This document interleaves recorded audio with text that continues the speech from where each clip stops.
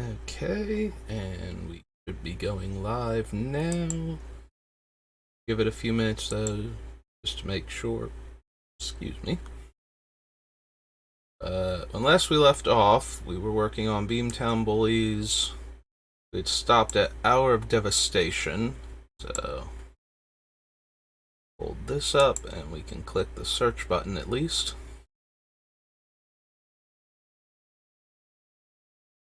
Made some decent progress last time, made it through a few sets.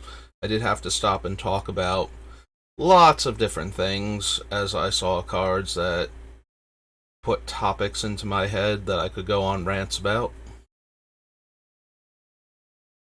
And there we go.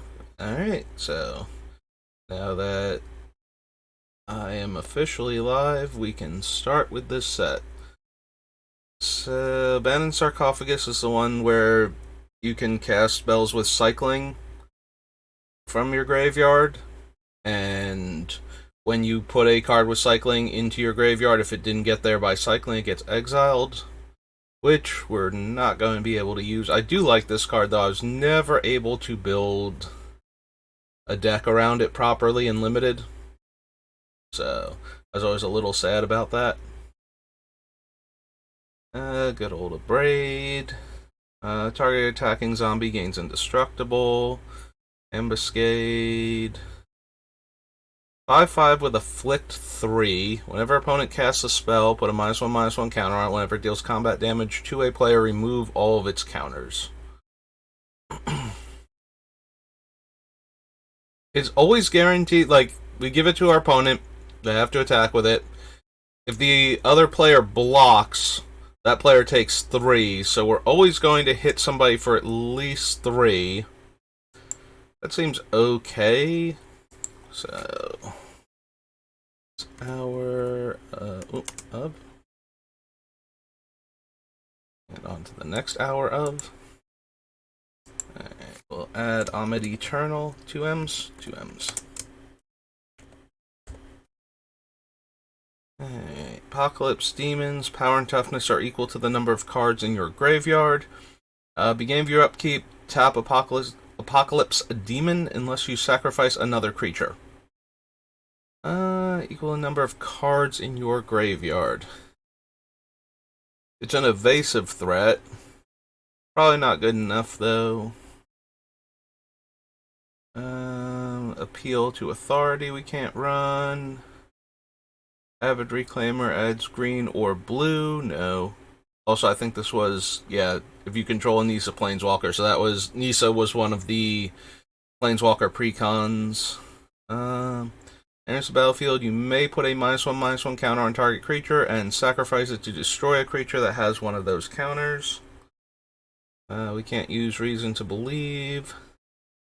Search your library for a basic land card, put it onto the battlefield, tap, then shuffle, and has cycling? No. Vigilance Reach? No. -1/-1 counter on target creature, deal 2 damage to that creature's controller. Damnation, but your lands don't untap. 6 mana, 6/6 Trampler. I feel like that must have also come from the Nissa deck. Yeah, I can see its collector number is in the 200s, while the set has like a high 100s number, like 180 or 190. Can't quite read it from how small I've made it on my screen. So basically, it's just another Colossal Dreadmaw. First strike, discard a card, gets +2/+0 until end of turn. 4 mana, 3/1 flyer. Can't run Leave to Chance. Chandra's Defeat, yeah. The defeats aren't going to make it. They do, they hate on their own color and then do more if the thing they're hating on happens to involve the Planeswalker who's being defeated in the artwork.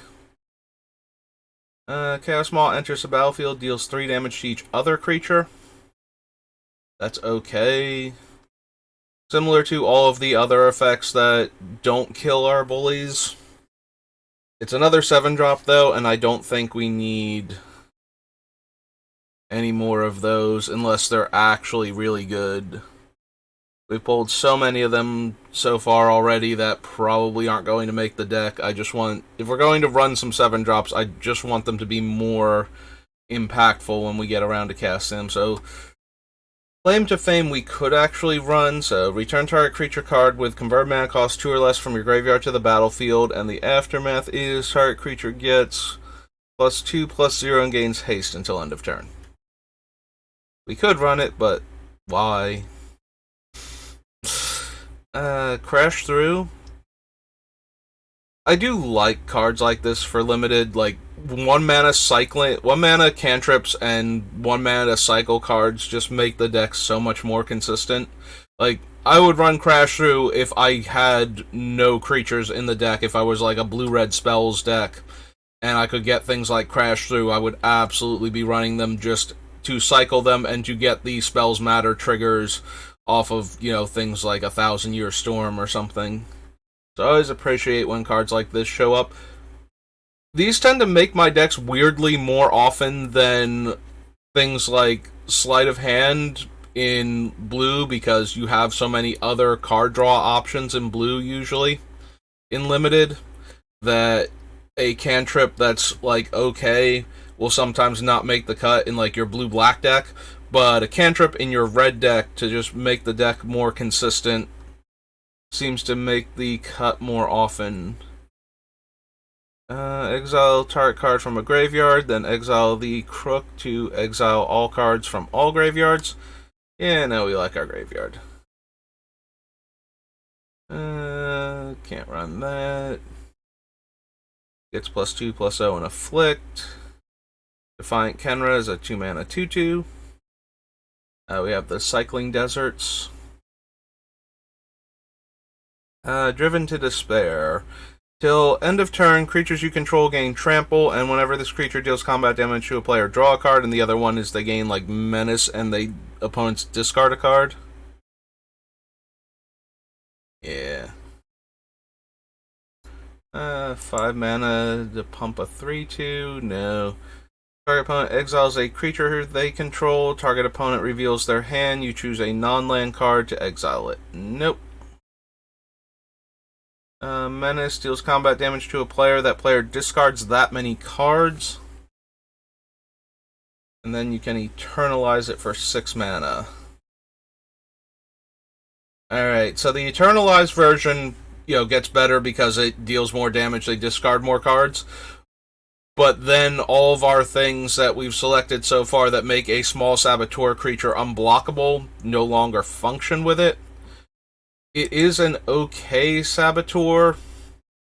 Like, the one person that we attack with it will get delta damage, they'll discard a card.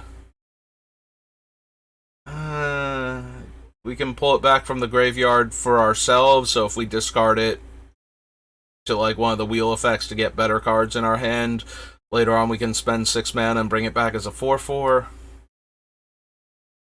I'm gonna put it on the list. If we don't do the saboteur thing, then it's pretty easy to cut it, along with a bunch of the other cards that we put in with that idea in mind. There's the other half of Driven to Despair.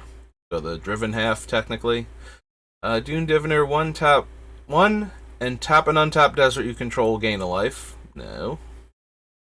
Tap add colorless, and when this is put into the graveyard, create a zombie. No. Can't run Grind to Dust. Earthshaker is the one that creatures can't block. Target creature can't block if it has less power than it.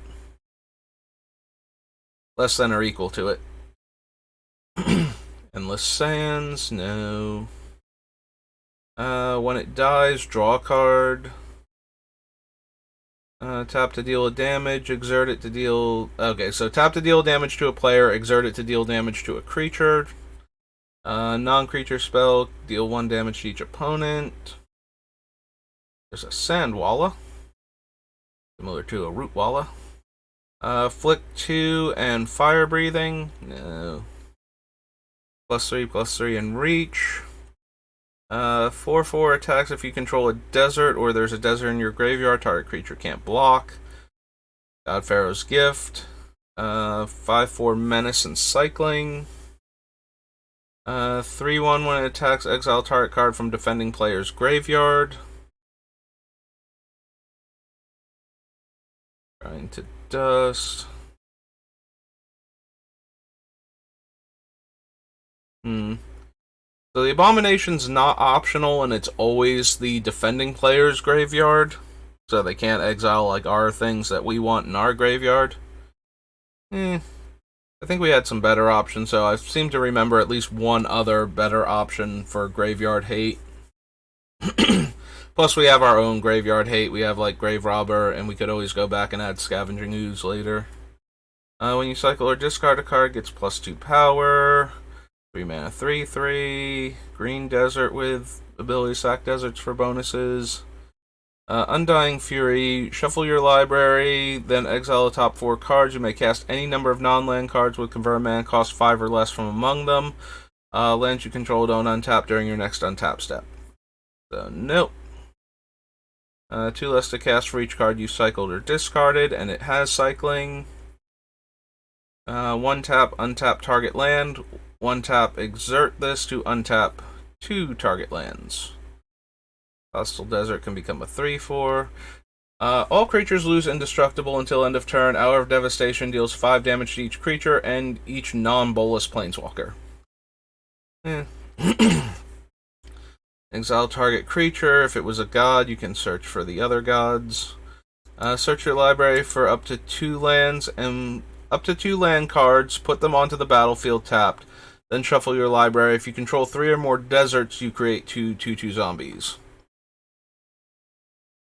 There will be better opportunities to search for Homeward Path than this, so we're going to skip over that, but it is one of the ones that can search a non-basic land directly into play. Imminent Doom enters the battlefield with a Doom counter on it. Whenever you cast a spell with converted mana cost equal to the number of Doom counters on it, Imminent Doom deals that much damage to target creature or player, then put a Doom counter on Imminent Doom. 6 damage to target opponent and cycling. There's the Blue Desert. 2/2 Afflict 1. 2/3 Menace and can exert. +1+. Oh, Kindled Fury. Leave to chance. Lethal Sting. Excuse me. Life goes on. Liliana's defeat.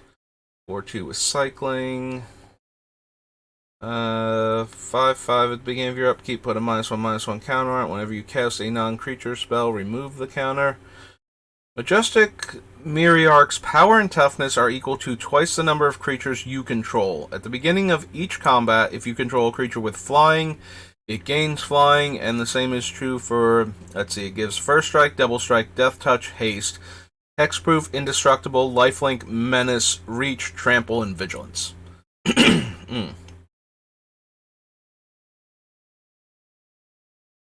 So it gets better the better the quality of the creatures and the better the quantity of the creatures the opponent we're giving it to has. 5/4 Afflict 3 and has to attack. Can't block unless you control another zombie.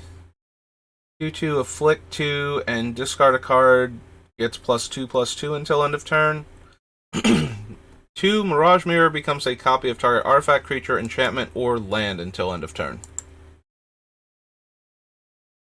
The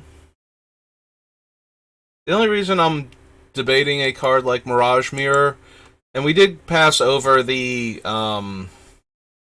land that could turn into a Homeward Path also, from which I might want to go back and reconsider now that I'm thinking about it.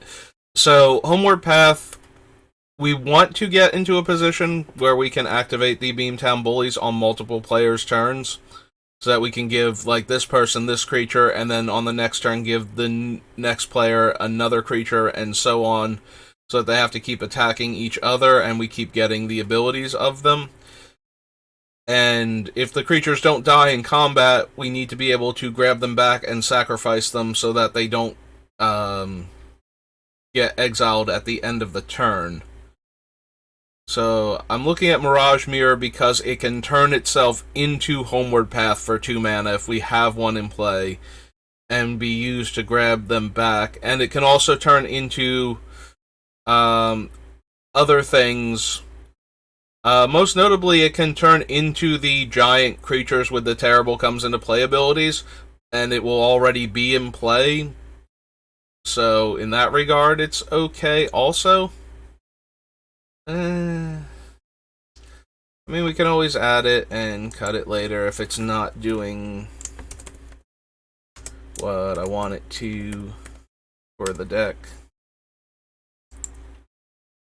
Defender and Cycling. This Neheb is the Afflict 3. Beginning of your post-combat main phase, add red for each 1 life your opponents have lost this turn. There's the Planeswalker deck Nisa, since the one in the set is blue-green and we won't be seeing her. +2, untap up to 2 target creatures and up to 2 target lands. She is a 7-drop, though. -3, target creature gets +5/+5, and -10. Look at the top 10 cards of your library. You may put any number of creatures and or lands from among them onto the battlefield. Put the rest on the bottom of your library in a random order.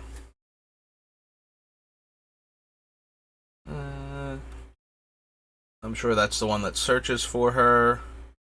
For a forest card, and the card... Oh, you can also get the Bramble Weft Behemoth, that Colossal Dreadmaw variant.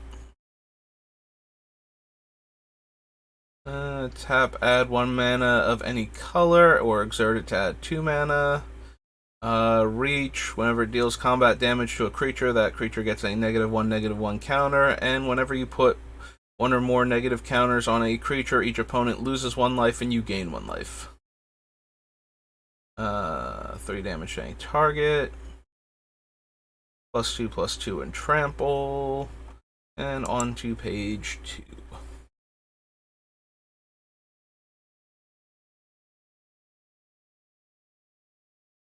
We can't run Pride Sovereign. Puncturing Blow is 5 damage to target creature. If it would die, exile it. Fire Beetle enters the battlefield. You may return target land from your graveyard to the battlefield. 5/6 trample and cycling.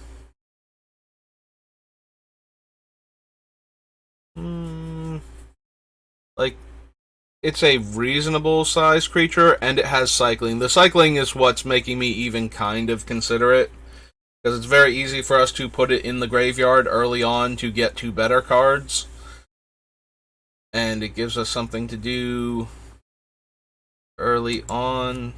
This one's a very easy cut, but it also can just be a reasonable thing to have in the deck. Like, we want large creatures with some kind of evasion. When we cast this, it's not going to be great, but it's not actually the worst. But mostly we're running it so we can cycle it early, put it in the graveyard, and then use the Bullies to reanimate it and have other people take 5 while we got to draw a card from it. Vigilance, Reach, Trample. +1/+1 as long as you control a desert, and +1/+1 as long as there's a desert card in your graveyard. Red Ranyanap Ruins. Ranyanap Red's namesake card. Razakath. This is another one I am always shocked that isn't banned in Commander, honestly. Razakath, I mean, yes, it's an 8-drop, but I feel like once Razakath is in play, he just gets so out of control so quickly. Because he doesn't need any other mana invested in him in order to do his thing. He just needs bodies, and... Oh well, moving on before I start another long, drawn-out rant. Enters the battlefield, you may have target creature get +X/+X until end of turn, where X is its power and can be eternalized. Ronus' Last Stand makes a 5/4 for 2 mana. Stalwart is a 2/2. You can exert it to give it +1/+1 and can't be blocked by smaller creatures. Moonrats dies. Exile target card from an opponent's graveyard. No. +1. Up to 1 target creature gains double strike until end of turn. Deals 2 damage, divide as you choose. Search your library for up to 2 creatures and or planeswalker cards and put them onto the battlefield, then shuffle. This one requires you to have a desert, right? or in the graveyard, deals 3 damage to target creature. Can exile graveyards, 3/4 lifelink. White Desert, Sidewinder Naga, Sifter Worm, 7 mana, 7/7 trample. When it enters the battlefield, scry 3, then reveal the top card of your library. You gain life equal to that card's converted mana cost. Okay, still not great. Struggle deals damage to target creature equal to the number of lands you control. And survive is each player shuffles their graveyard into their library. So, nope, don't want that one. Draw cards and scry. No. As long as a creature has -1/-1 on it, Tenacious Hunter has Vigilance and Death Touch. Scorpion God. Whenever a creature with a -1/-1 counter on it dies, draw a card, 3 mana, put a -1/-1 counter on another target creature, and when it dies, return it to its owner's hand at the beginning of the next end step.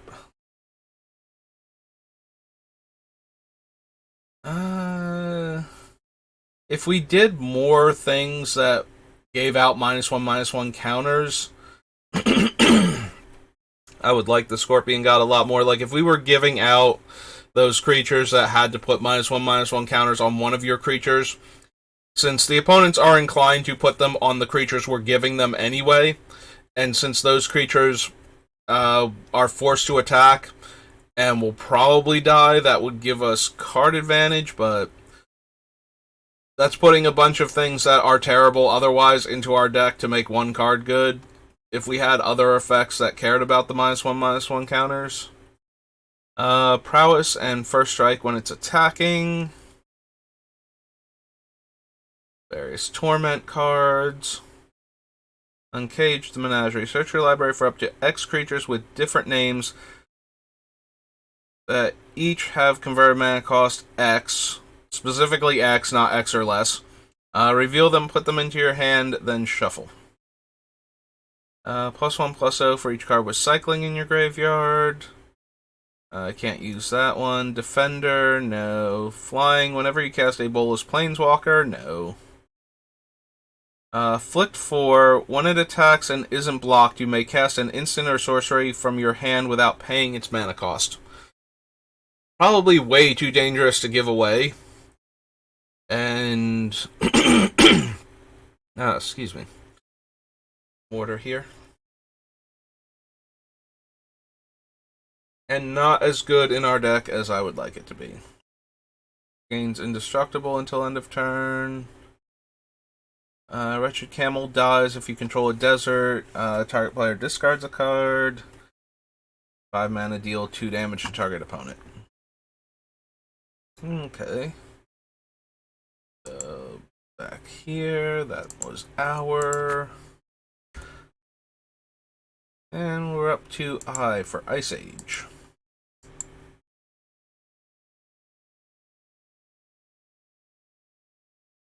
Alright, so Abyssal Spectre is the slightly worse Hypnotic Spectre. I think we would run that over this one. It costs 1 more mana, the opponent gets to choose what they discard, and the only thing it has going for it is 1 extra point of toughness. Pumps defense. Target 1/1 gets +1/+2. Target non-wall creature gains First Strike and Trample at the end of its controller's turn. Destroy that creature if it did not attack that turn. Anarchy destroys all white permanents. Target attacking creature, 2-tap. Attacking this turn does not cause target creature to tap. So it gives Vigilance. Use this ability only if the defending player controls no snow-covered lands. Weathervane turns snowlands into non-snowlands and vice versa. Whistle makes a creature attack, right?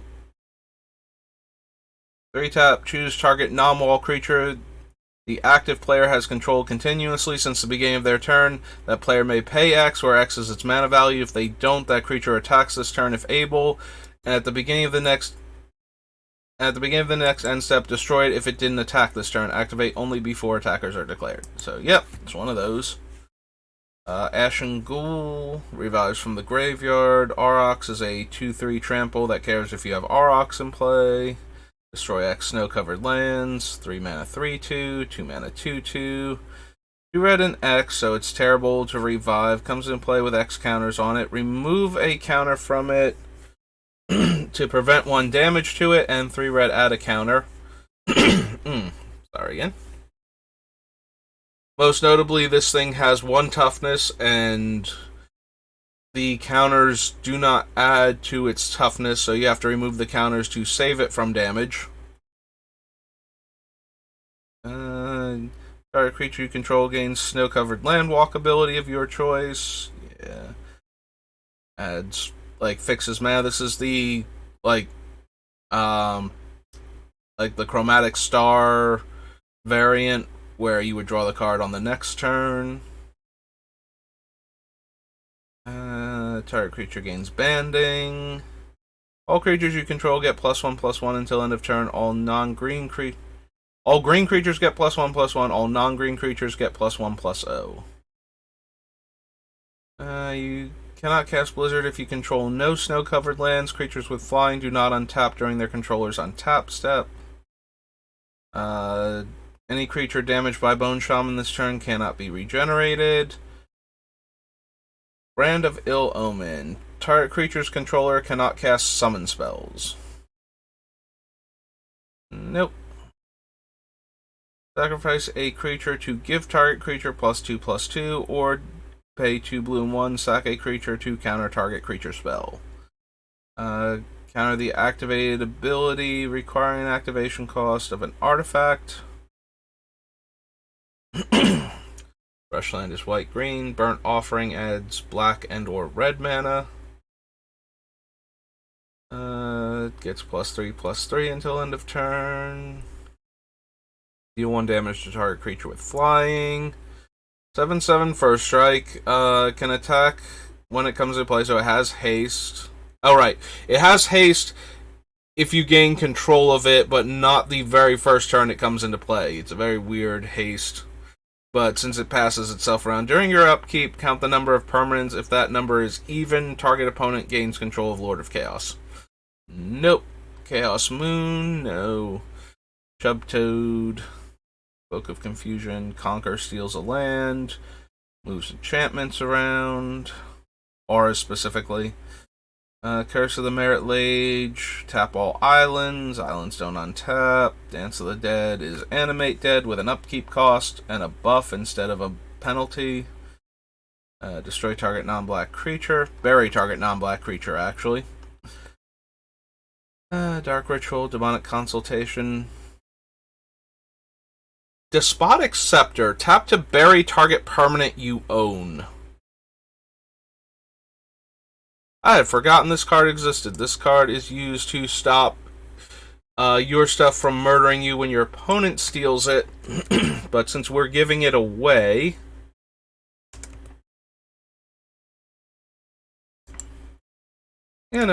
Despotic Scepter. We're in Homelands. No. Despotic Scepter. And I can't spell scepter. No matter how hard I try. There we go. I did it. Good job, me. Gains banding as long as you control planes. This is the one that won't let them untap, right? At the end of combat, put a counter on each creature blocking or blocked by white and tap those creatures. They don't untap for as long as it has the counter on it. Each of those creatures gains pay for. Remove the counter from that creature. Meh. Drift of the Dead is a wall. Dwarven Armory is an enchantment. Sack a land, put a +2/+2 counter on target creature. Only during your upkeep. During your upkeep, pay 2 or bury Earthlink. Whenever a creature is put into the graveyard from play, that creature's controller sacrifices a land. Ignore this effect if that player controls no land.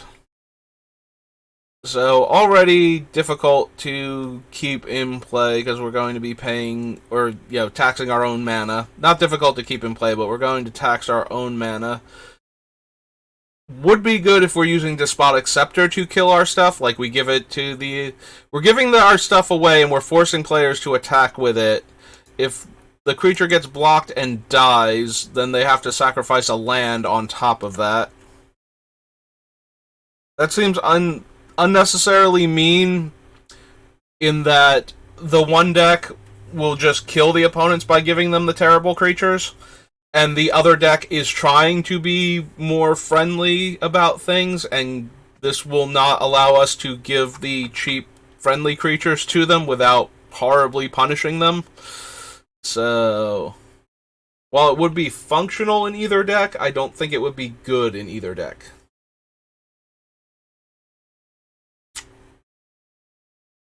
Earthlore gives the land the ability to pump creatures. 4 tap, tap or untap target artifact, creature, or land. We can do better. 3 tap, take the top card of your library and place it face up in front. So exile the top card of your deck. You may play that card as though it were in your hand. If you do not play it by your next upkeep, remove it from the game. Did they should have errated this to just, exile it until your next turn, you may play it. Okay. Target creature gets +3/+0. If that creature attacks, no other creatures can attack this turn. Destroy all enchantments, or you may destroy all non-white enchantments. 4 mana to give a creature trample and +3/+0. Target creature cannot be blocked except by black and artifact. Alright, is literally Fear. It's a reprint of the other version of Fear from the other set. Alright, it's getting a little warm back here. Gonna move my fan over, so hopefully it's not lined up with the microphone. I did notice it picking up the other day, whereas it wasn't the day before, so I think that has to do with the position of it relative to the microphone. Since I have the sound gate on, when it's picking up the air, you will only hear it when I'm talking, but it does sound so weird when it suddenly comes on as I'm talking and then goes away when I stop. So we're going to see if I can have it positioned off to the side. That stops it from getting picked up by the microphone.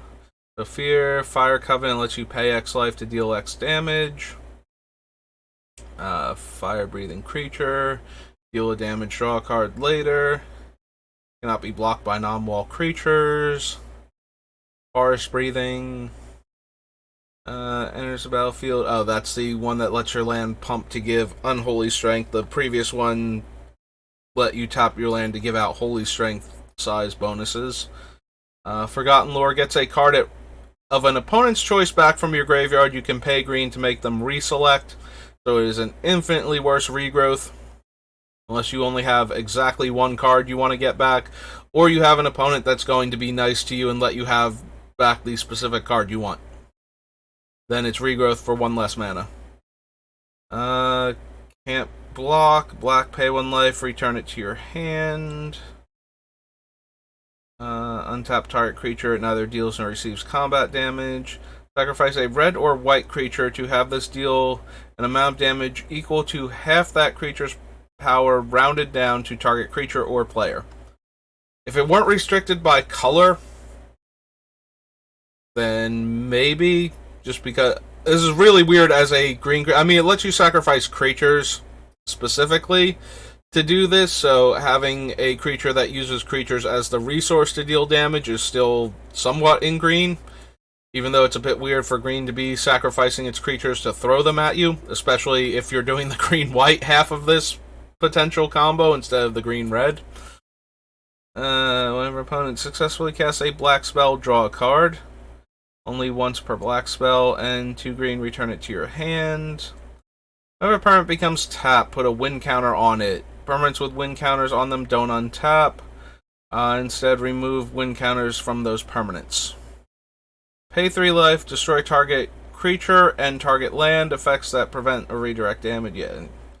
So it's 5 mana, pay 3 life, destroy a creature and a land. Target creature gains first strike until end of turn. Untap target creature for 3 mana. Tap add 2 green. Tap add 1 green. Cumulative upkeep 1. All creatures get -1 power, and you can pay green and 1 to have all creatures get -1 power until end of turn. Coin flipping minigame. Sacrifice gangrenous zombies to have it deal 1 damage to each creature and player. If you control any snow-covered swamps, instead deals 2 damage to each creature and player.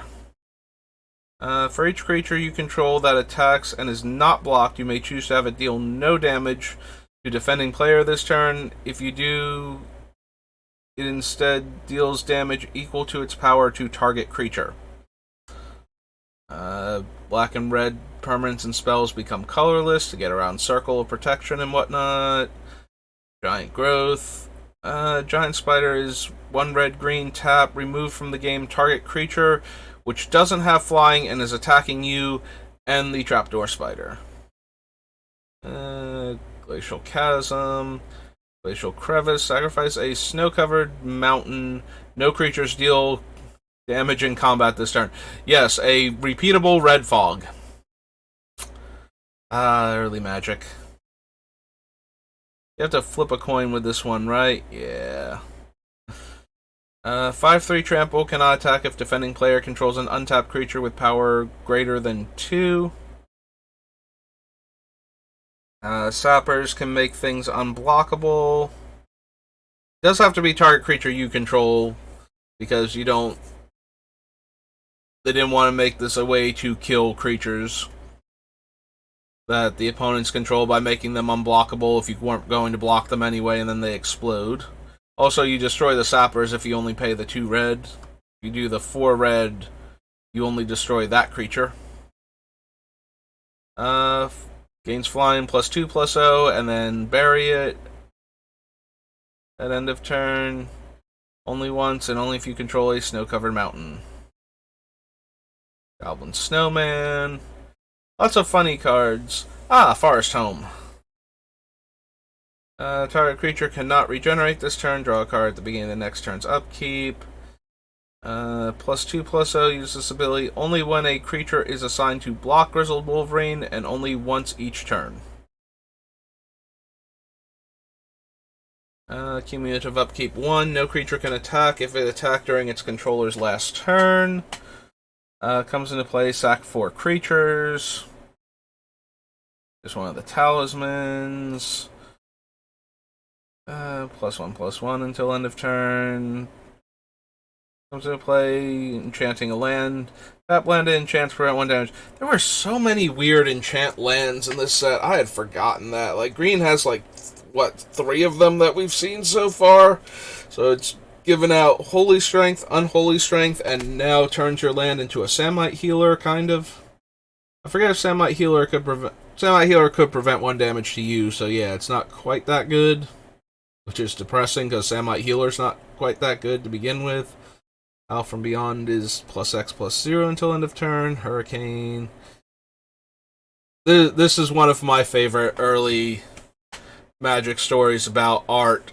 So, when they commissioned the artwork for this card, it was supposed to be a Lemure.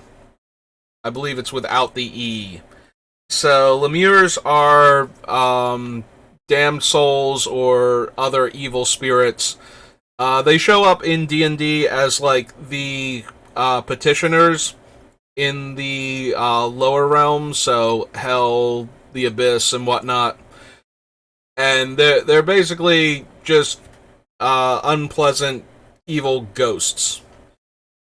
So they commissioned this person to draw a Lemure, which would be an evil spirit that could gain flying.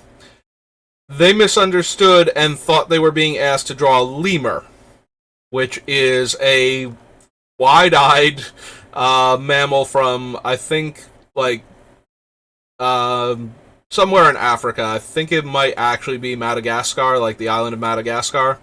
I don't know if there are lemurs elsewhere, but they are cute little wide-eyed mammals. So they drew a lemur with wings. Little vestigial wings that it could flap really hard to fly briefly. And that has always amused me. Uh, One of the original, most complicated cards. If you ever want to watch, newer Magic players' brains melt trying to comprehend a card, show them Ice Cauldron, because it is very awkwardly worded and very easy to understand. What it actually does is you store both color and amount of mana onto it. So you pay X and tap it. So if you tap 3 red and 3 black, it has 3 red and 3 black in that charge counter. You reveal a spell to be associated with Ice Cauldron. You can tap and remove the counter in order to use that mana to cast that spell later on. So if I reveal a Fireball and I put 3 black and 3 red into the Ice Cauldron when I tap it, when I remove the counter, I get 3 red, 3 black, and I can only use that mana to cast Fireball. That's how Ice Cauldron works. It's excruciatingly complicatedly worded in order to get that effect across.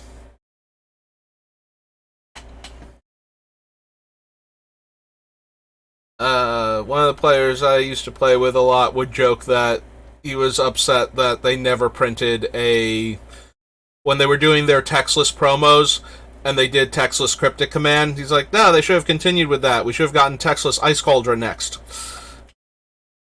At least with Cryptic Command, a lot of people kind of know what it does off the top of their head. Cryptic Command was a terrible decision, though, for textless, because the command's abilities always resolve in the order that they are printed on the card. So you choose 2 of them, and whatever 2 you choose, like the first one listed that you chose is the one that resolves first while the spell is resolving. You can't respond to any of the individual pieces resolving because it's one spell resolving, but you do them in the order that they're listed. So cards that care, like if you're bouncing a permanent and then you're drawing a card, and you bounce the permanent that would care if you drew the card, then it won't be in play to see you draw. So it actually super matters what order those 4 abilities are, and while most people who were playing Cryptic Command at the time knew the abilities you had to choose from, they didn't always have the order memorized, and that was kind of obnoxious. So the fact that Wizards did a textless Cryptic Command promo that got sent out to players that play in tournaments seemed like an odd choice at best. Very questionable. Destroy target land. If it was snow covered, deals 1 damage. Icy Manipulator.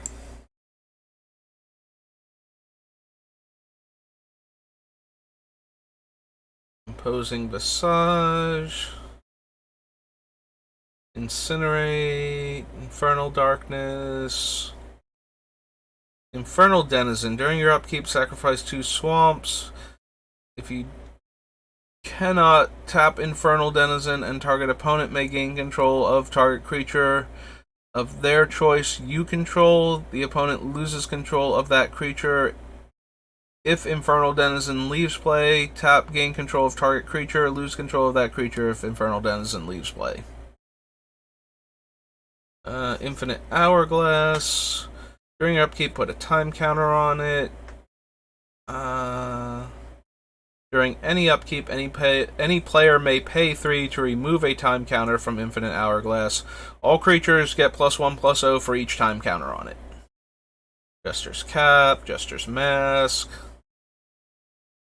Yeah, we don't need to exile our opponent's cards from their deck, and we don't need to change their hand around. Jeweled Amulet is a hybrid between Coalition Relic and a Mox. So it comes into play. It has 1 tap, put a charge counter on it, and you do, I believe, note what kind of mana was used. Yeah, what type of mana was used to do this.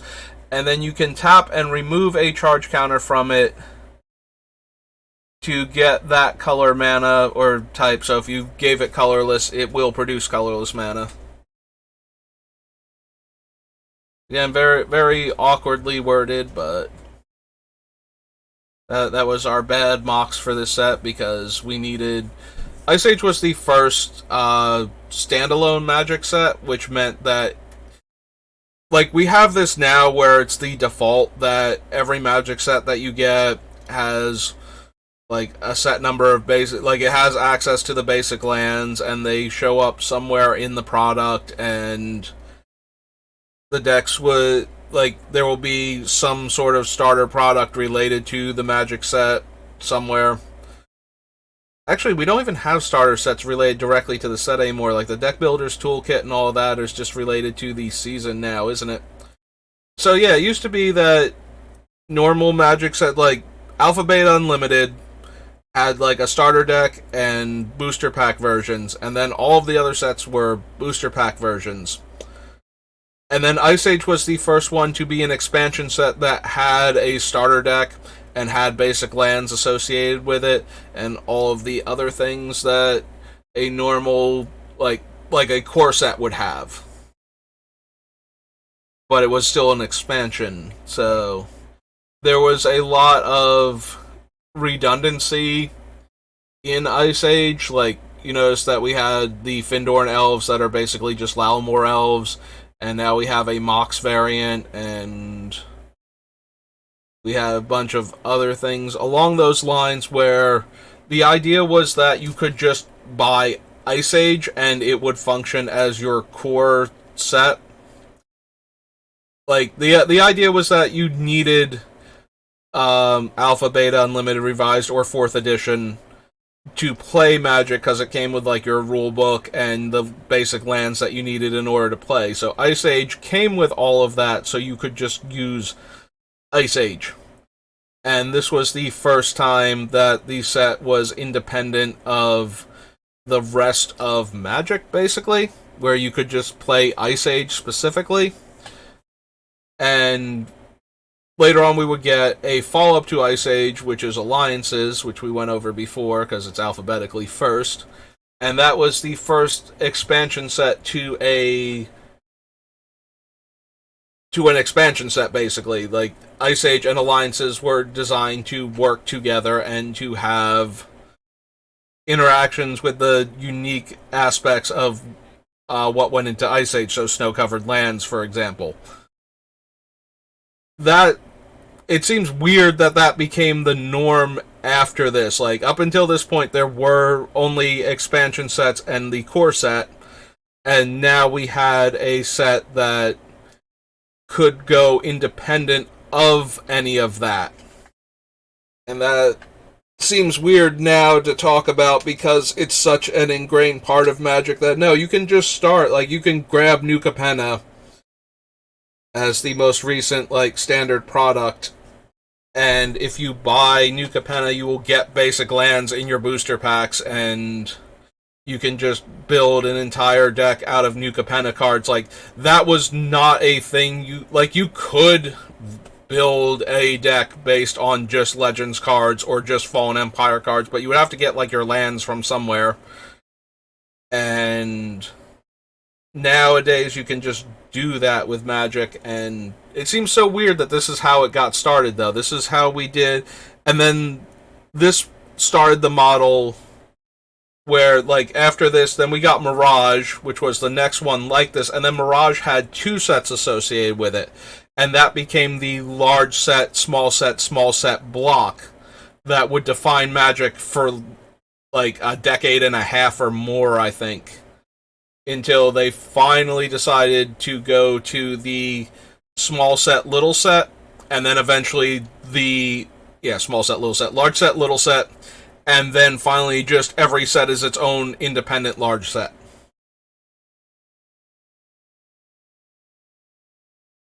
Let's see. Tap target snow-covered land to give it +1/+1. Deals damage. Alright, can fight a creature, but it's a weird version of fight. Comes into play, sacrifice a creature, so they'll just sacrifice the Kel'Joran dead, because they don't want this 3/1 regenerating skeleton that goes away. There's the Knight of Stromgold that I was talking about yesterday when we were doing, like, Fallen Empires and Homelands. So yeah, this creature is identical in almost every way to the Order of the Ebon Hand, except the Order is a cleric instead of a knight. But they're both 2 mana, 2/1, pro white, 2 black plus 1 power until end of turn, 1 black first strike until end of turn. So these and the Black Knight were the go-to creatures for the early game for the Necropotence deck, and the white versions were the go-to for the anti-Necropotence Urnham, Geddon, and Willow-Geddon decks. I can't use him because he's got a blue activation. Draws a card next turn and gives the creature +1/+1. This is the vampire that when it kills a creature, instead of getting the +1/+1 counter, you got the creature until you lost the Krovikan vampire, but it is a 5-mana 3/3, so it has to survive combat to steal anything, and it's still not great.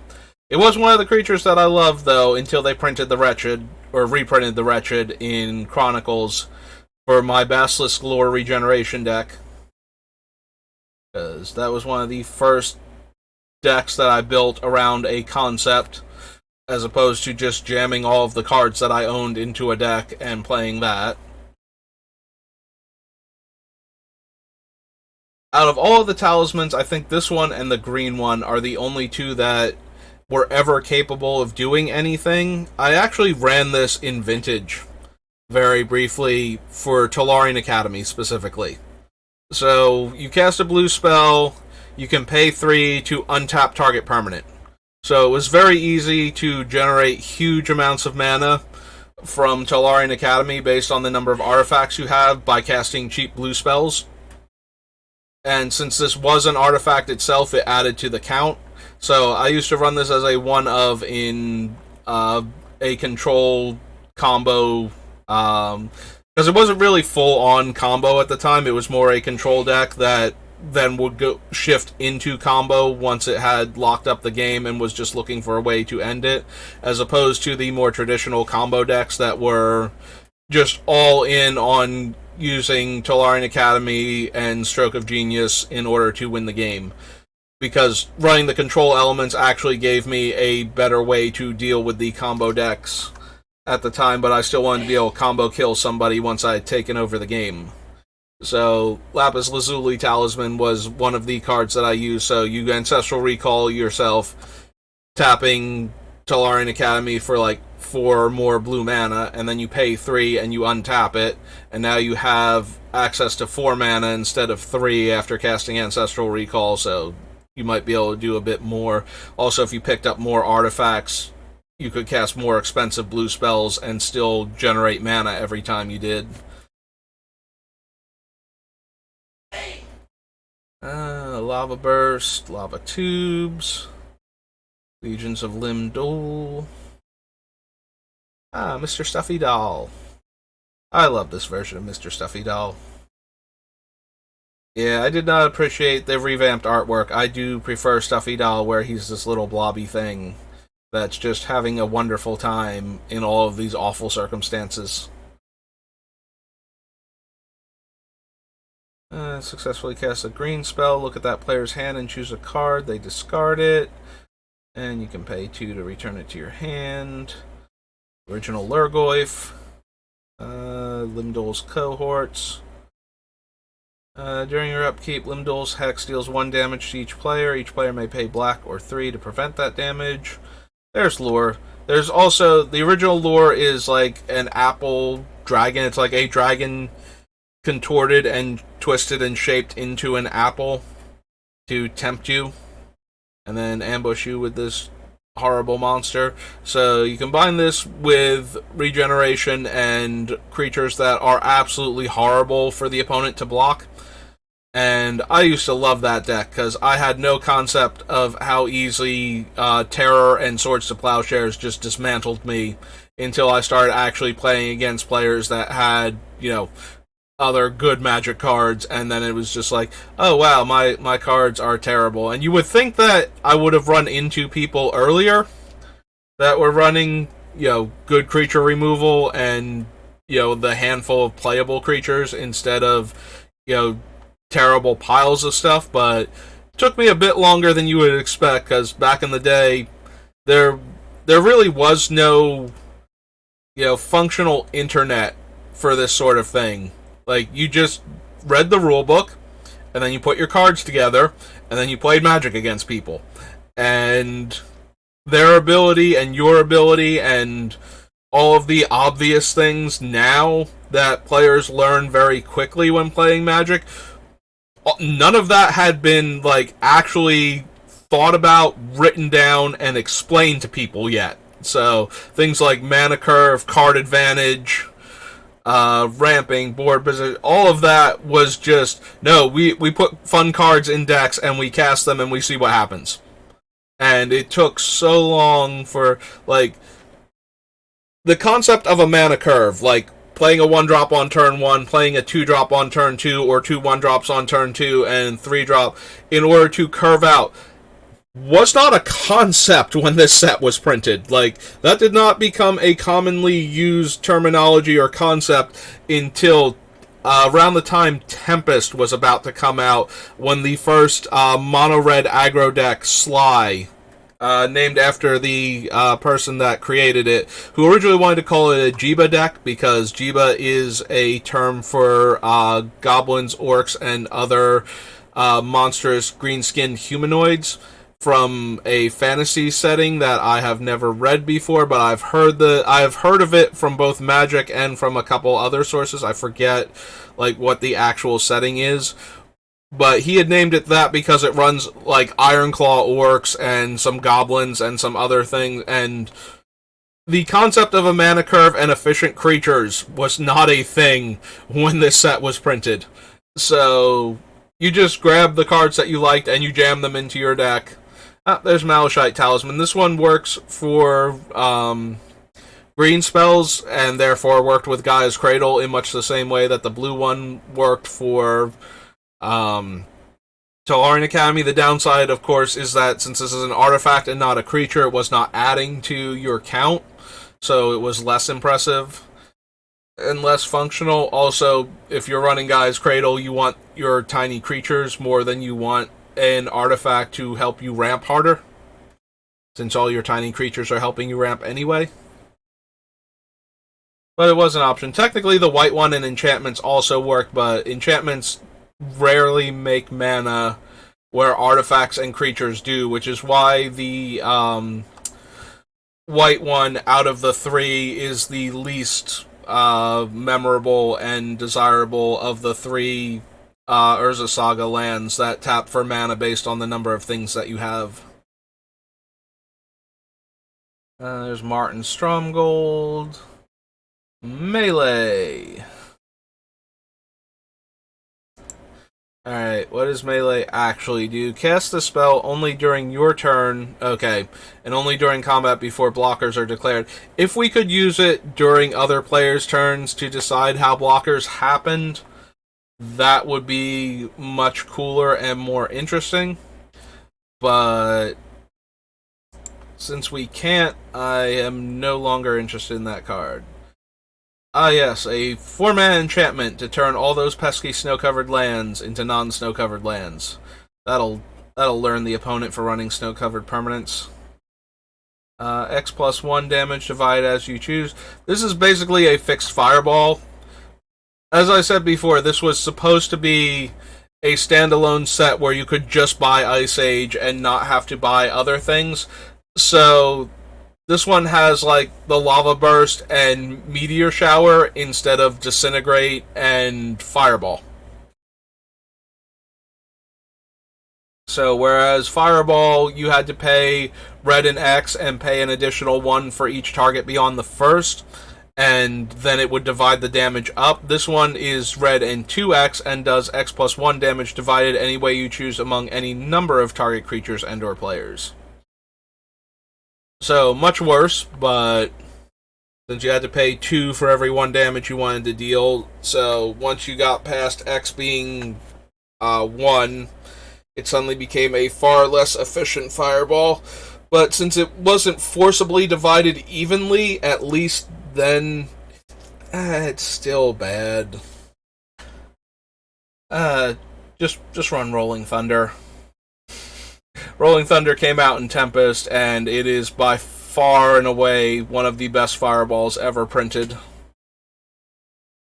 with the exception of the ones that stop themselves from being counterable due to opponents' effects, like Banefire and even the one that you have to be hellbent for it to not be countered. Rolling Thunder, just for its ability to kill everything that you want while excluding everything you don't want to die, makes it one of the best X spells ever printed. Mind Ravel is the opponent discards a card, you get a card later. Black 3 and X, look at opponent's hand, choose X cards, then they discard them.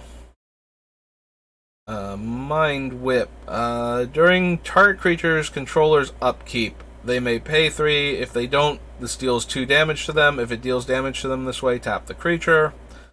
5/5, Pro Black. During your upkeep, sacrifice a creature, or it deals 5 damage to you, and you can tap it to destroy a creature or land. During your upkeep, pay 2 black, or it deals 2 damage to you, and taps to give a creature +3/-2 until end of turn. I can choose not to untap it, tap it to tap target land. Whenever an island is untapped at the end of its controller's turn, Monsoon deals 1 damage to that player. 3/3 Swamp Walk, Mountain Goat. Mountain Titan is 2 red and a black. It's got 1 red for the rest of the turn. Put a +1/+1 counter on Mountain Titan whenever you successfully cast a black spell. Nope. Creatures without flying do not untap during their controller's untap phase. At the end of their upkeep, each player may pay an additional 2 per creature to untap that creature without flying. There's the White Talisman. There's Naked Singularity, which is one of the most bizarre cards that you can't run unless you're 5 color. Which is interesting because all it does to the 5 color deck is change which one of their lands tap for which mana. But to other decks, it either randomly takes them out of the game until this thing goes away, because they can no longer cast spells because their lands don't produce the colors that their deck is built around, or it just makes things kind of confusing for them if they have enough colors where they can still cast their spells, they just have to tap different lands. This is one of those cards where it's like, okay, so what colors can my lands produce again? I know we just said it, but I still cannot remember. Type of card more so than it is, hey, look, it's literally one of the most broken and powerful Magic cards ever printed. Necropotence is so dumb. This is one of those cards that has lost a bit of its clout because the only formats it's legal in, you don't see it that often. Those formats being Commander and Vintage. It's still actually okay in both of them, just not as good as it has been. But this is a card that has defined like 3 or 4 different tournament environments over the years. Most notably, Standard and Extended were completely defined by the presence of Necropotence and Dark Ritual. So your ability to cast Necropotence very, very early, like turn 1 before opponent is gone, Swamp Ritual, Necropotence, and then just lean into the card advantage generated by it at the expense of your life total, allowed this thing to completely define formats for a very long time. It did get reprinted once in 5th edition, which, you know, I don't know why we would want to keep Necropotence around, but we did. And, yeah, this thing was so dumb. Easily one of the most powerful Magic cards ever. Which is kind of surprising when you think most powerful cards, Black Lotus, Ancestral Recall, you know, Moxen, even Soul Ring, but yeah, this thing is 19 cards in a lot of games. Just 19 cards that you get to draw extra on top of things if it gets into play. And that is... outdrawing opponents is one of the easiest ways to win a game of Magic. If they can't do enough with the time and the individual cards that they have. The sheer volume of cards you get from this thing will overwhelm almost anybody. And the fact that you have to pay life to get them is negligible when you're drawing that many cards every turn.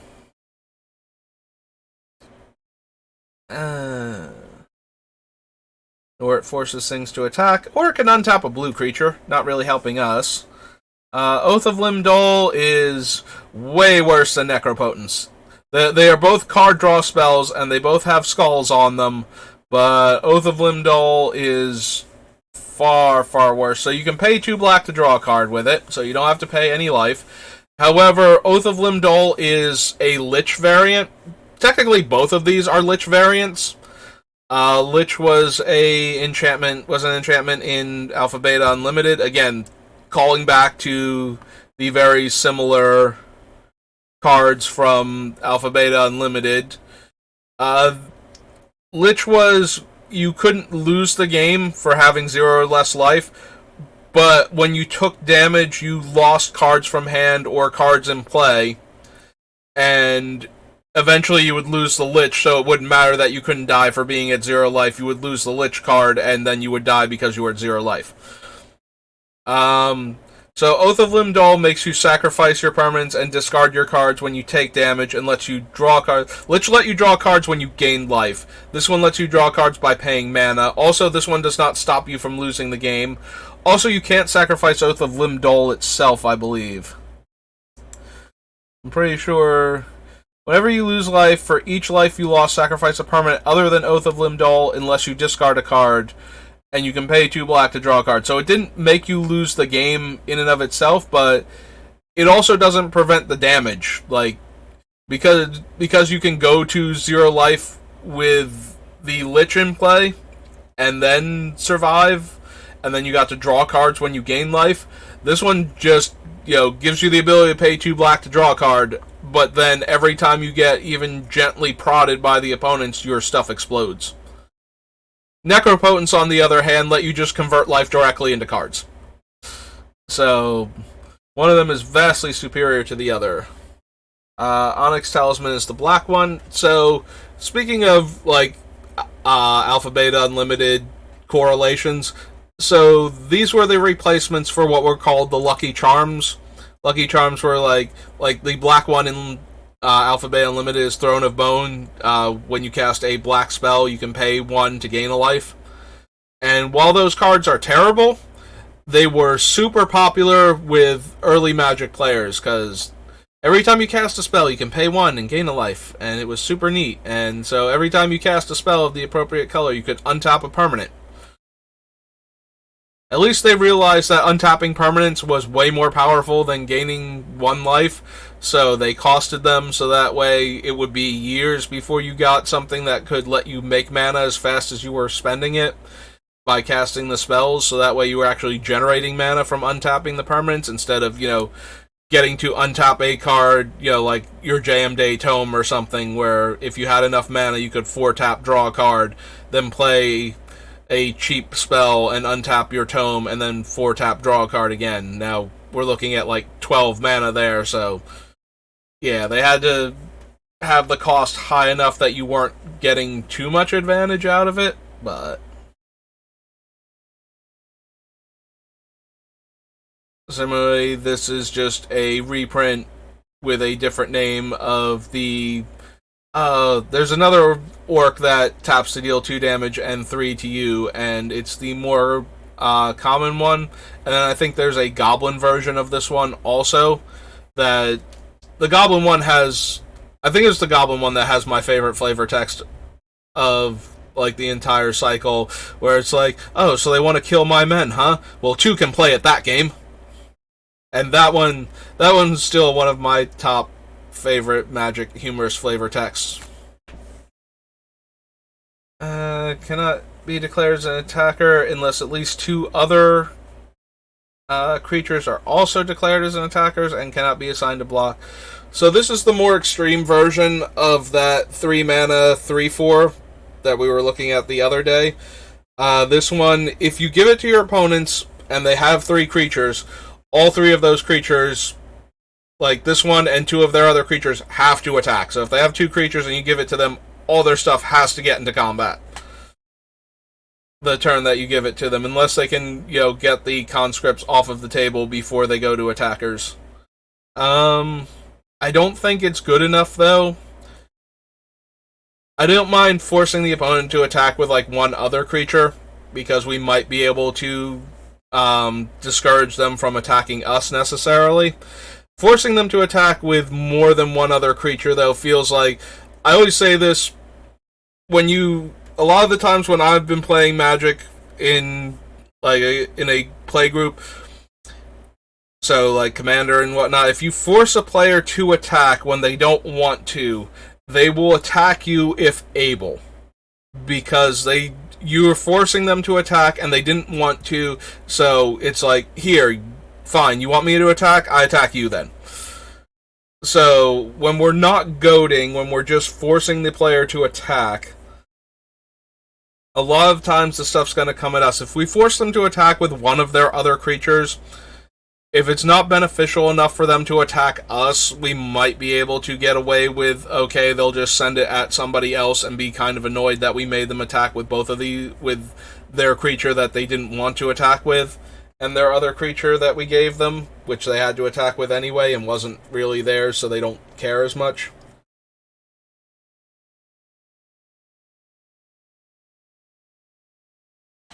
But yeah, once we start forcing them to attack with everything, that's why I've been avoiding the creatures like the Avatar of Slaughter and whatnot, where all creatures have to attack, and because then you tend to get attacked unless you absolutely are terrible to be attacked. Like if you have an Eldrazi Titan out, that you have Ulamog out, then attacking into you is just going to get everything. Any one creature on the ground is going to get gobbled up by him, and nothing is going to get through him unless it's, you have to be... Ulamog has to get distracted by the thing that it's eating for anything else to get around him, or they have to have flying. So if you have enough big creatures out, and you force everybody to attack, they won't attack you while your giant things are untapped and ready to block. So...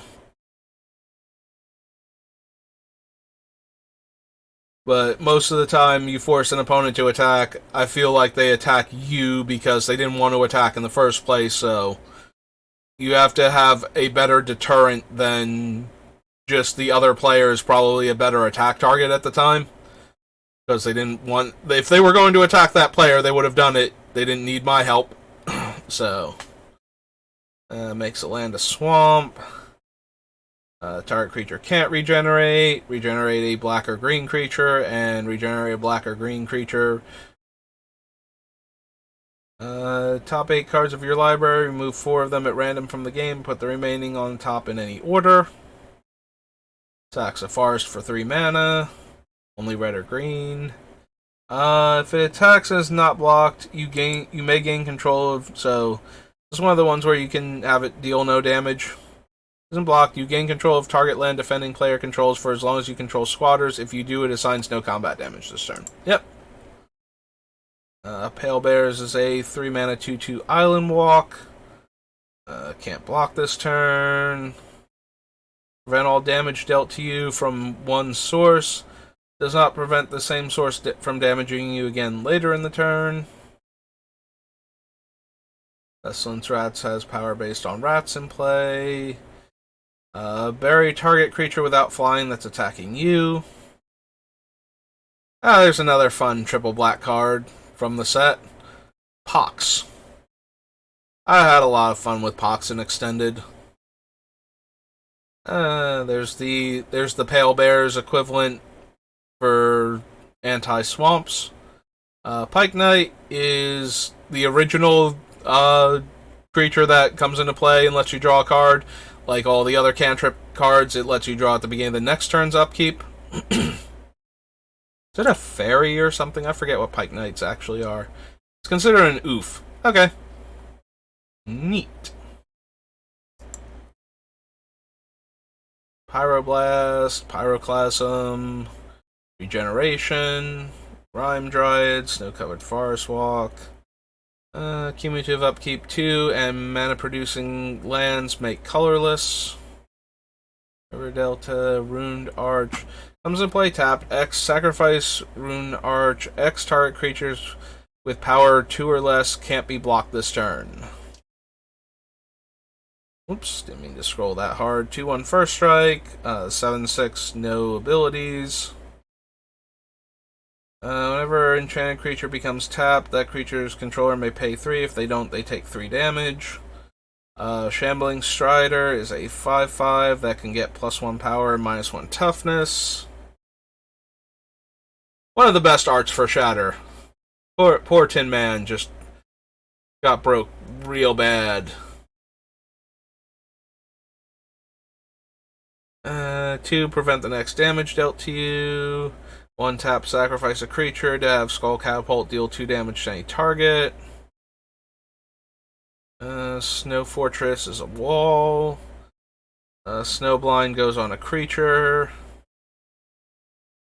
5/3 doesn't untap. Untap target creature opponent controls to untap the Golem. At the end of your upkeep, use this ability only during your upkeep. Has cumulative upkeep 1 and has fire breathing 1. Songs of the Damned gives you black mana based on cards in your graveyard. Soulburn is a drain life that can spend red mana, but you don't gain life if you spend red. Yeah, it deals 1 damage to a target creature or player for each black or red you spend in addition to its casting cost. So technically it's black 2 and X, spend only black and red mana on X.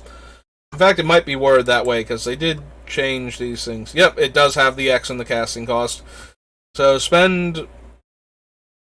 Soulburn deals X damage. You gain life equal to the damage dealt, but not more than the amount of black spent on it. Player's life total before damage. Okay, there. I skipped over. I was like, there should be a line that says you can only spend black or red mana on X. So yeah, you can deal X damage. You can't gain more life than, and you gain X life, but X cannot exceed the amount of black mana spent, the toughness of the creature damage, the life total of the player damage, or the loyalty of a planeswalker damaged by it. Yeah, it used to be you could not drain more life than the creature had in them, so if you cast your drain life for 10 and killed a 1/1, you only got 1 life out of that. Because it only had 1 point of life for you to drain, so you can't get blood from a stone type mentality. And then they kind of just disregarded that later on. It's like, no, you put enough into it, you have erase every aspect of them and just convert that into raw life total.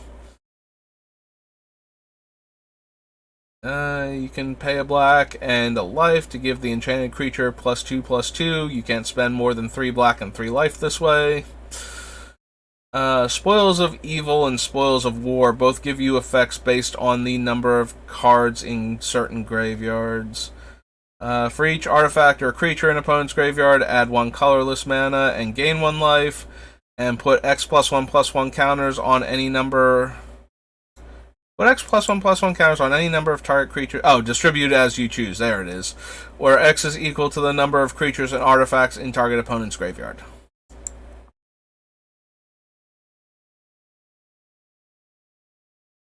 Creatures with land walk ability may be blocked. Just undermine all of the enchantments from Legends that let specific land walk abilities be blocked. Especially the poor Planeswalk thing. Like, there's only 3 creatures that have Planeswalk as opposed to being Planeswalkers. And I always wondered if that was why there were almost no creatures that naturally had Planeswalk. The other argument is that planes are low, flat Earth, so you can always see the creature coming. So no amount of it being a stalking predator is going to get it there unless it's actually invisible, at which point it can't be blocked regardless of what terrain it's on.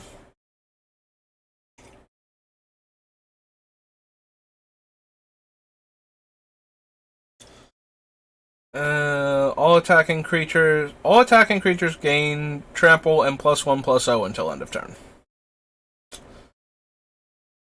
Stench of Evil, Stone Rain, Stone Spirit can't be blocked by creatures with flying, Stone Hands. Stormbind lets you discard cards at random to deal 2 damage. Tap, pay 1 life, counter target white spell. No. Stunted Growth. Ah, yes, Green Hand Disruption. Stunted Growth. 2 green and 3. Target player chooses 3 cards from their hand and puts them on top of their library in any order. Sunstone. Sacrifice a snow-covered land to have all creatures deal no damage in combat this turn. You know, in addition to the red enchantment that lets you sacrifice snow-covered lands in order to prevent damage, in the exact same set, there is also an artifact that does the exact same thing, and they don't have to be mountains. And it doesn't require red. It's actually cheaper than the thing. Love older Magic sets. 1 mana, 1/1, that when it dies, you gain a life. Thermokarst, destroy target land. If that land was snow-covered, you gain a life, as opposed to the Icequake one that was black. Yes, green used to have land destruction, too. Like, just regular old land destruction, like straight-up Stone Rain effects. And it never got as many as red did. Or not even as many as black did, really. Like, I think this was the last one. So it was this thing and Ice Storm, which was literally Stone Rain in the core set.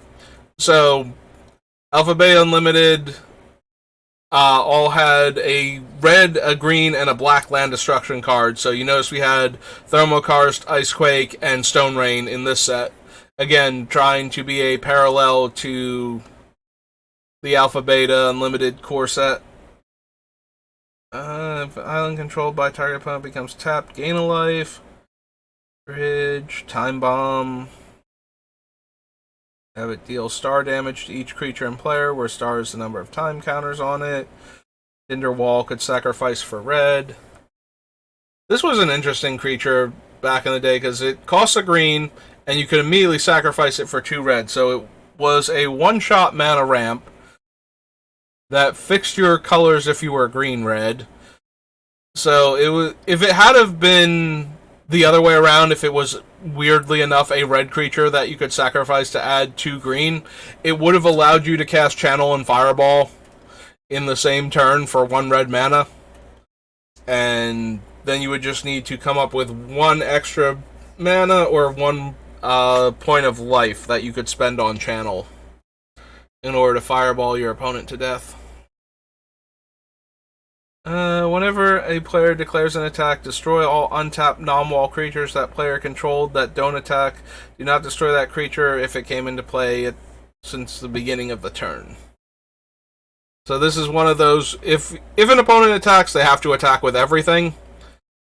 So similar to that other enchantment that I was looking at, where we can give it to an opponent and then they have to attack, but this one doesn't affect their lands, and it falls into the same category of we're forcing them to attack, so the stuff's probably coming at us.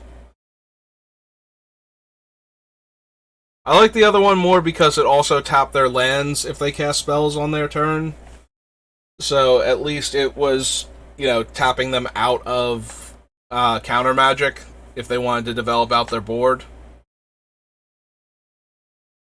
Touch of Death drains 1 life and you get to draw a card. Touch of Vitality untaps the thing and you get to draw a card later on. Target creature can't be blocked this turn for 4 mana as an instant, and no card draw after that. Versus Bauble. Spelled. Venomous Breath is... At end of combat, destroy all creatures blocking or blocked by target creature. It's too expensive. It doesn't give us our card back, and most of the stuff that we're sending out is only going to get blocked by 1 creature. If it's getting blocked by more than 1 creature, it's probably a big angry trampler and was going to destroy them anyway, so... 3 tap, target player names a card and then turns over the top card of their library. If that is the card name, put it into that player's hand. Otherwise, put it into that player's graveyard, and Vexing Arcanix deals 2 damage to that player. Nope. Vibrating Sphere. During your turn, all creatures you control get +2/+0. During other turns, all creatures you control get -0, -2. This is a silly, silly artifact. Like, the first half of it wants to be in the pure aggro deck, and the second half of it doesn't want to exist at all. And I don't know who this was for. Obviously, it was for the high toughness and potentially low power creatures, so that way you could deal damage with them, and that made them terrible blockers. I don't know. It's just a bad card. Like a lot of the older Magic cards. They're just really, really bad. All creatures with flying lose flying until end of turn. If white owl is put into a graveyard, you may sacrifice a snow-covered land to return it to your hand. Wendigo is like a 6-mana 6/6, but he's weird. Enters the battlefield with 6 counters. At the beginning of your upkeep, put a +1/+1 counter on it if it has been blocked, or if it has blocked or been blocked since your last upkeep. Otherwise, remove a counter. Yep, has to get into combat every turn, or it gets smaller.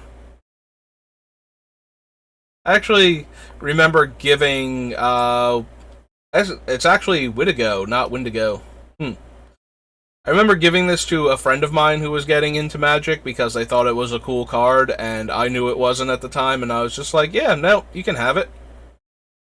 If that encourages you to play Magic, if this is a card that you like, because, I'm sitting there going, I used to like, Thicket Basilisk and thought that was a good card, so, yes, here you go. You may have this Wittigo, if it makes you happy and makes you want to play Magic more. There's the Pestilence variant that requires snow-covered lands and only gave you a discount of 1 mana off of it, and you couldn't use the mana from Dark Ritual in order to power it. Gains trample as long as you control any snow-covered lands. You can block creatures with flying. If assigned to block a creature with flying, Woolly Spider gets +0/+2. Bury target wall and deal amount of damage equal to that wall's casting cost to its controller. Yeah, take that, walls. You've had it too good for too long. There's a green Will-o'-the-Wisp, but for an extra 2 mana to cast it, and one of the better cards in the set, weirdly enough, Zoran Orb. Okay, so that got us through Ice Age, and all we found was Despotic Scepter. Fortunately, I do have some stuff to do for a few hours. It's getting close to time where I'm going to have to go take care of that, so I think we're going to end the stream here. It was Ice Age 3 pages, so...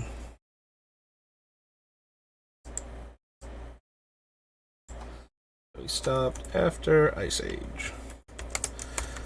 I just wanted to get a few more sets done. I did not consider how long this was going to take me due to the amount of time that I normally would spend where I wouldn't feel comfortable streaming but would be doing this. Made me not realize just how long it actually takes to build a deck this way. This is why I've stopped adding the text while I'm typing. So that way, and now we're looking at my OBS. So, yeah, this is why I stopped adding the text while I'm typing in order to do this. So we're going to call it there for now, but hopefully we will finish the Beamtown Bullies before the end of the month. I'd really like to move on after that to one of the Baldur's Gate Legends. So there are a couple of them that I was looking at when I first saw the set that made me interested in building a deck around them. And so one of the ones was the Spirit Dragon, the Protector of Candlekeep. I forget what her name actually is. She's the ghost dragon that when other dragons come into play, you get token copies of them. I've already seen like 2 different people build decks around her. Like just seen thumbnails of, hey, this thing is an incredibly overpowered commander, and here she is. So that's okay though, because she was my second pick. My first pick is actually Miracle. So once we get through the 2 different builds for Beamtown Bullies, I think I'm going to try and build a Miracle deck after that. So anyway, it's getting close to time, so I'm going to end the stream here. I might do a draft later, or I might come back to this, but I should be on again later today. So if you catch this VOD and you're interested in seeing what I have to do, either more deck building or just want to watch me draft the Baldur's Gate Alchemy set, most likely, I should be on doing one of those 2 things later tonight. So I'll see you then, and thanks for watching.